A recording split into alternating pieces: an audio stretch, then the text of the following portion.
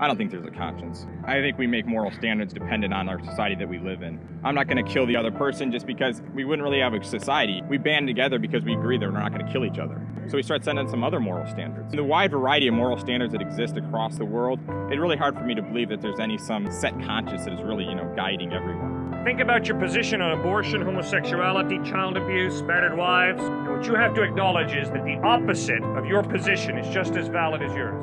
No. Sure you do. No. It's all relative. It is all relative, but Well, I then think the opposite position of yours is just as good and true as yours is. it is in that sense, but I think there is a certain moral standard which you can create that'll make it the best moral standard for everyone to live the best. Oh, and who decides what's best for everybody? We got to figure that out. That's what the philosophers are working on. So we trust the philosophers. Talk to the ethical philosophers. So we trust the ethical philosophers to make that decision. You got to trust someone to come up with an sure do. ethical standard to guide your life by.